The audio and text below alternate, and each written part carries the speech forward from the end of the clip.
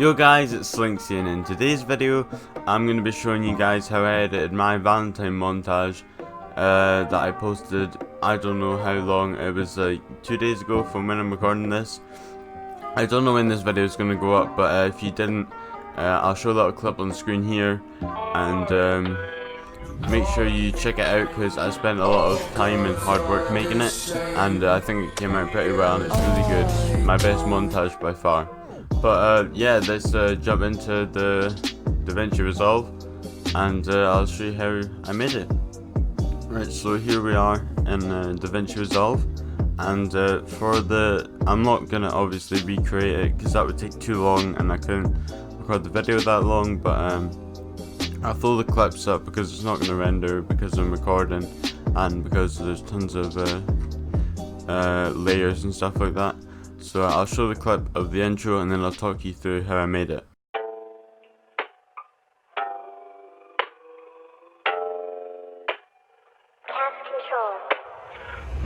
And by the way, I just woke up. It is currently, as you can see in the bottom, 20 to 9, which is quite early for me. But anyway, here we go.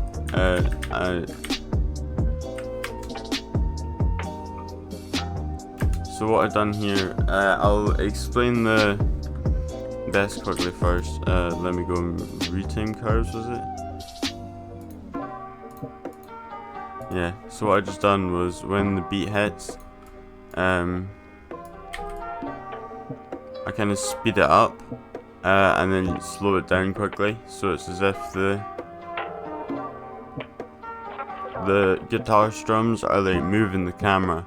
And for the text here, I just, what's it called? I'll see what these, I use Sapphire plugins. I recommend you get them. I think I'm pretty sure it's free for DaVinci Resolve. I think you might have to pay for it for other programs, but I got it for free anyway.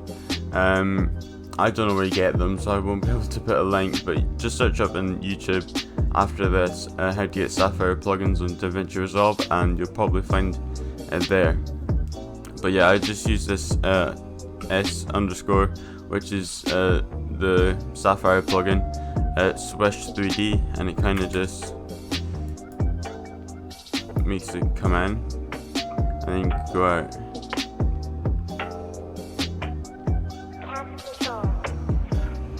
And then here,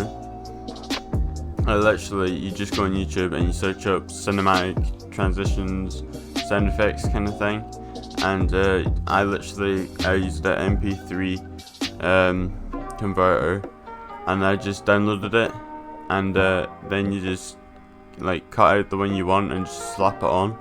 And this transition, I'll try and leave the link down below in the description where I got it, but here, this is a 60 FPS transition. Mr. Alex, right? Mr. Alex, so try to remember that. And you get all different types of transitions. This is just some stuff I've accidentally added in here. But there's a bunch of good transitions. It's for DaVinci Resolve only, sadly. But I think if you're watching this, you'd be editing on DaVinci Resolve anyway. So and then this here, I just slowed this down a bunch. If I,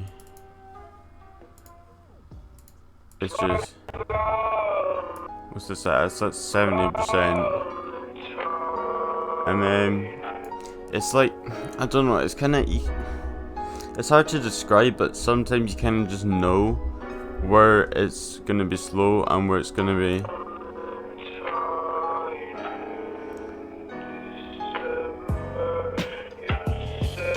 It's like every, I guess you could say sentence, I don't know, in the song you kind of want to change the speed.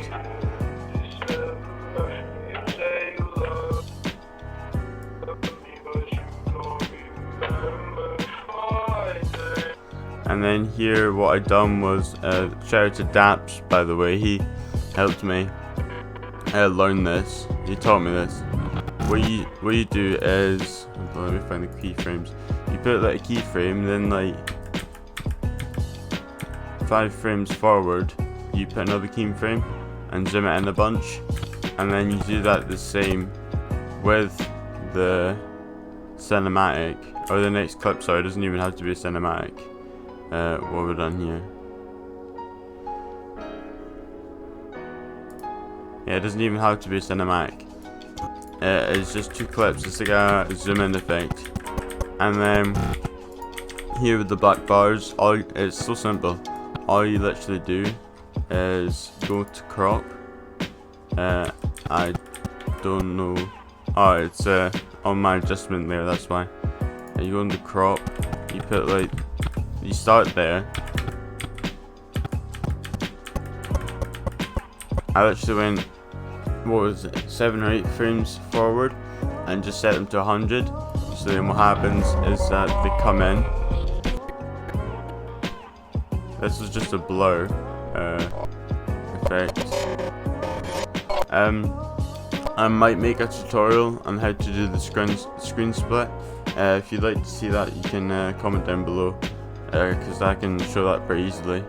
I'm not a fan of how I do it. I might want to update it, but there's a saber plugin you can get on like Premiere or something like that, and you can't get in Davinci, so I had to come up with something else.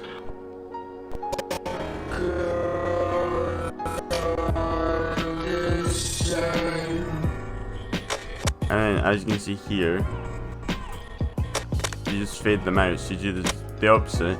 Put a keyframe, go 1, 2, 3, 4, 5, 6, and then you put a keyframe there, right? You put a keyframe at the end and like 5, 6 frames back, and then you put this one at 100, and you put the other one at 0. So then what happens is that they just slowly fade out. And then here, I just slow the clip down.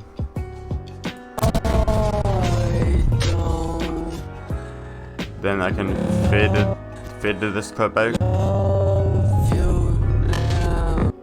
What I done here was I took a video of my screen, and then I can move to the beat. I captured it in slow-mo to try and get as many frames per second as I could. Captured it in slow-mo. Done that, and then went into my second monitor and like sped it up and timed it right so it followed the beat.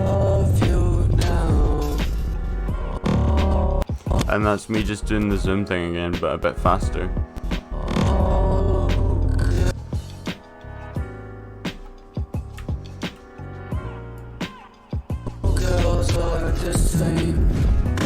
That's just a shake blur, I think. I'll find it here. Open effect, actually.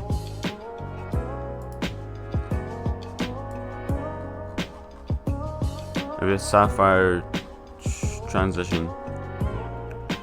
I think it's dissolve shake, actually. Dissolve shake. There we go. That's what I use. Oh, it'll say here as well.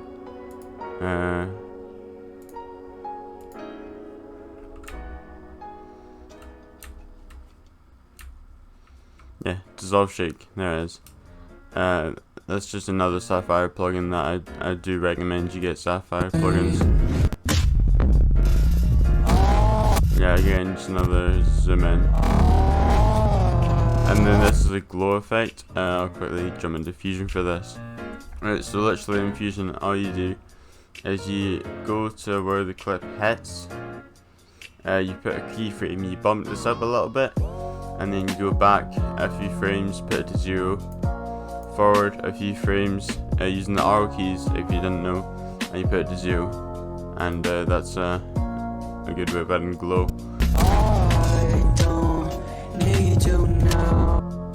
Again here, retime curve. You want to make sure it's set on retime speed only. Obviously if you want to do speed, if you want to do something else, then you can do that. But speed's probably the main thing you'll use this for. You hear that? Need you now. It's like slow, fast, slow.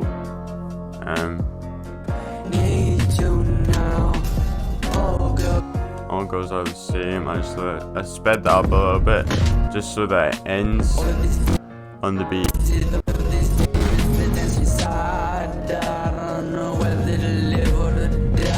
I don't know whether to live or to die.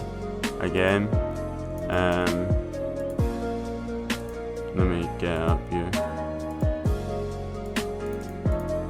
Sometimes you might have to toggle it on and off a few times for it to actually work. Slow, fast, slow, fast.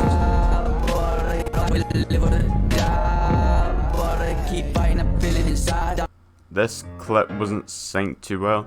Like the clip shot wasn't actually hit on the beat, which is not too good. But I think the whole montage turned out pretty well, but this clip I wasn't happy with. I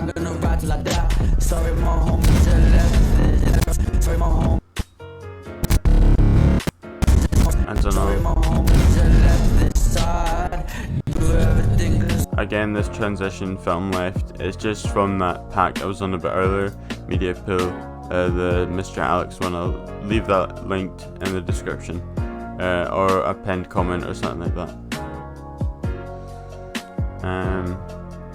This one.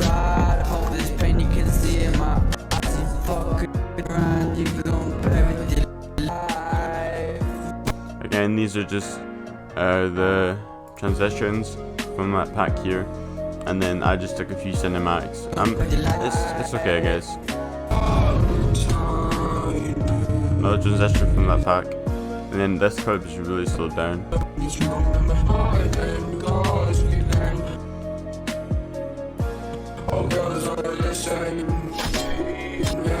It's just literally that zoom thing. And then with this, I just took the, was it retime curve I used, or I think it was. Because there's also another thing I'll show you in a second. Yeah, I didn't use retime curve for this. I used, I think anyway, retime controls. Yeah. So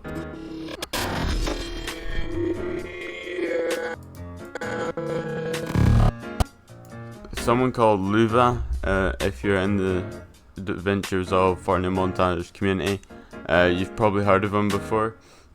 He makes really good montages. He's a really good editor. He made a full video on the speed, what's it called again?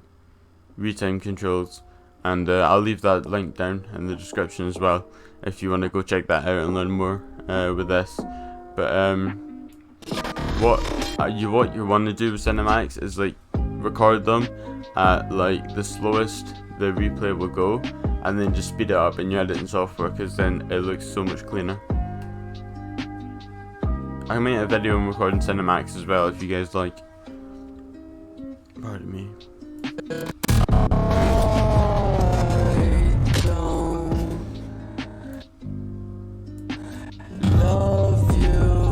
I wasn't too happy with this ending. I kind of rushed it a bit.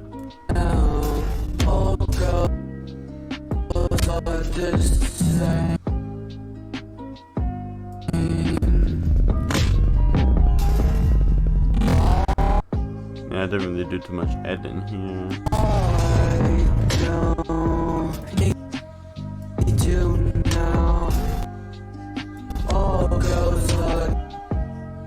Just slow this down a lot.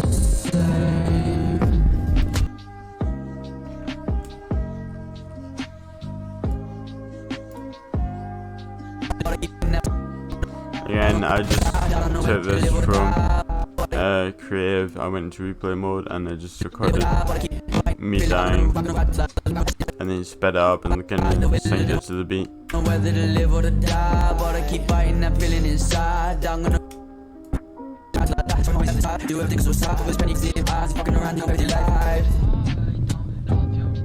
Again, just the text the same.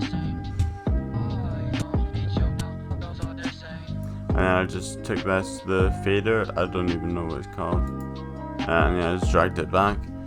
So yeah, I think that's going to wrap it up. If you did enjoy, make sure you leave a like, subscribe, give me another view on my montage please. It's thank you for all the support actually.